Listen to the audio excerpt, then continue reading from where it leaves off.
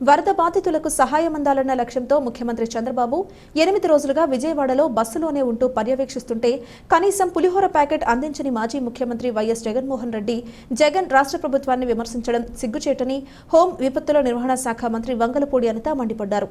పిల్లలు సైతం తాము దాచుకున్న డబ్బును విరాళాలుగా ఇస్తుంటే జగన్ మాత్రం బెంగళూరులో కూర్చుని ప్రభుత్వంపై బురద జల్లుతున్నారని ధ్వజమెత్తారు. ఎన్టీఆర్ జిల్లా కలెక్టరేట్లో ఆమె విలేకరులతో మాట్లాడారు. పండగలు కుటుంబాన్ని పక్కన పెట్టి మరీ చంద్రబాబు వరద ప్రభావిత ప్రాంతాల్లో తిరుగుతున్నారు. జగన్ 20 నిమిషాలు ముంపు ప్రాంతాల్లో పర్యటించి విమర్శలు చేస్తున్నారు. వినాయక మండపాలకు చలాన్లు చెల్లించాల్సిన అవసరం లేదు. దీనిపై వైకాపా నాయకులు తప్పుడు ప్రచారం చేస్తున్నారు. ప్రకాశం బ్యారేజీకి కొట్టుకొచ్చిన బోట్లపై విచారణ చేపడుతున్నాం అని వెల్లడించారు. వరద ప్రభావిత ప్రాంతాల్లో 64,000 కుటుంబాలకు రేషన్ అందించామన్నారు. నిద్రాహారాలు మాని జలవనరుల శాఖ మంత్రి నిమ్మల రామానాయుడు బుడమేరు గండ్లను పూడ్పించారు. సీనియర్ ఐఏఎస్ అధికారులు కూడా క్షేత్రస్థాయిలో తిరుగుతూ పనులు చేస్తున్నారు. ఇన్ని చేస్తుంటే వైకాపా శ్రేణులు ఇష్టం వచ్చినట్లు విమర్శలు చేస్తున్నాయి అంటూ ఆగ్రహం వ్యక్తం చేశారు. ఆయనకున్న బాధ్యత ఒకెత్తైతే ఎవరైతే 5 రోజుల కింద 6 రోజులుగా కూడా నీటిలోనే మగ్గిపోయిన వాళ్ళ ఫ్యామిలీ తాలూకా మెంటల్ స్టేటస్ ఎలా ఉంటుంది అని ఆలోచించే వ్యక్తిగా ఒక హ్యుమానిటీ యాంగిల్ మీద ఆలోచించి వాళ్ళకి అన్ని రకాలుగాను భరోసా కల్పించాలని ఒకే ఒక ఉద్దేశంతో వాళ్ళకి ఫుడ్ దగ్గర నుంచి ఎలక్ట్రిసిటీ దగ్గర నుంచి అవన్నీ కూడా రీస్టోర్ అయినంత వరకు మళ్ళా తిరిగి విజయవాడ ప్రజలందరూ తమ తమ పనుల్లోని నిమగ్నం అయ్యేటంత వరకు కూడా నేను ఇక్కడి నుంచే అడ్మినిస్ట్రేషన్ చేస్తాను అని చెప్పడం ఒక ఎత్తు.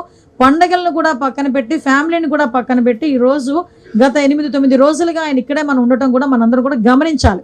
సొంత ఖర్చుతోని ఒక పులిహార ప్యాకెట్ కూడా చేయించి వరద బాధితులకి ఇవ్వలేని జగన్మోహన్ రెడ్డి ఈరోజు ఎక్కడో బెంగళూరులో కూర్చొని లిటరల్లీ చెప్పాలంటే పులిహోర కబుర్లు మాట్లాడుతున్నాడు. సారీ, నేను ఎందుకంటే మాట్లాడుతున్నానంటే ఇంత జరుగుతుంది, ప్రపంచం అంతా చూస్తుంది, ప్రజలందరూ బయటికి వెళ్తే ఎస్ మాకు ఇది జరిగింది, మాకు ఇది అందింది అని చెప్తున్నారు. దాతలందరూ ముందుకు వస్తున్నారు. సిగ్గుపడాలి. చిన్న పిల్లలు వాళ్ళకి కిడ్నీ బ్యాంక్స్ తీసుకొచ్చుకొని ఇది కూడా మేము ఇస్తామని చెప్పి సీఎం గారి దగ్గరికి వచ్చి వాళ్ళు ఇస్తున్నారు.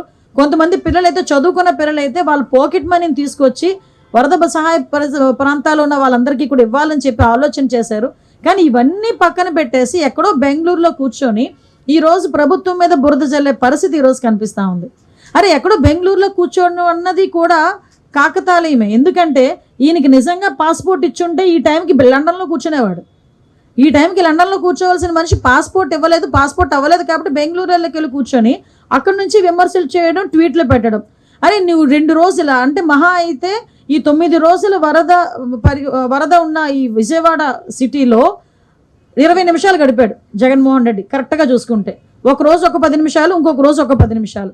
కానీ ఈరోజు గౌరవ ముఖ్యమంత్రి చంద్రబాబు నాయుడు గారు అలా కాదే, ఉదయము సాయంత్రము కూడా వెళ్ళటమే కాదు, వాళ్ళందరూ కూడా ఎలా ఉన్నారు, ఏం చేస్తున్నారు అనేది చాలా క్లియర్గా కనుక్కొని సాయంత్రం మళ్ళీ మీ అందరికీ కూడా బ్రీఫ్ ఇచ్చి ఇక్కడ మళ్ళీ అఫీషియల్స్ అందరితో పాటు మీటింగ్ ఏర్పాటు చేసుకొని వాళ్ళతో క్లియర్గా ఎలా జరుగుతుంది. ఏ మంత్రి అండి ఈ రోజు వరకు ఒక బ్రీచ్ని క్లోజ్ చేయడానికి ఇన్ని రోజులు ఒక మంత్రి అక్కడ 3 రోజులు 4 రోజులు కూర్చున్న సందర్భం ఉందా?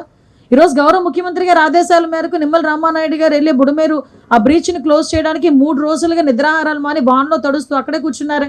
ఇవన్నీ ఎందుకు కనిపించట్లేదు ప్రతిపక్షాల వాళ్ళకి? ఇవన్నీ ఎందుకు అసలు వినిపించట్లేదు ప్రతిపక్షాల వాళ్ళకి?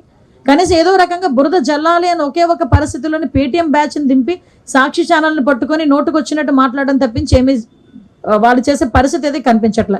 ఒకటైతే క్లియర్గా ఉన్నాను, ప్రజలందరూ కూడా ఇప్పుడు ఎన్డీఏ పక్షాన ఉన్నారు. ఎన్డీఏ నాయకులందరూ కూడా ఈరోజు ముందుకు వచ్చి సేవా కార్యక్రమాల్లో పాల్పంచుకుంటున్నారు. రేపటి నుంచి కూడా ఎన్యూమరేషన్ కూడా స్టార్ట్ అవుతుంది. ఎన్యూమరేషన్లో కూడా ప్రజలందరూ కూడా సహకరించాల్సిందిగా ప్రజలందరికీ కూడా నేను కోరుకుంటున్నా. ఎన్యూమరేషన్ స్టార్ట్ అయిన తర్వాత వాళ్ళకి ఎలాగ రిలీఫ్ ఇవ్వాలనేది కూడా ఆలోచన చేసుకుని రిలీఫ్ కూడా ఇస్తాం.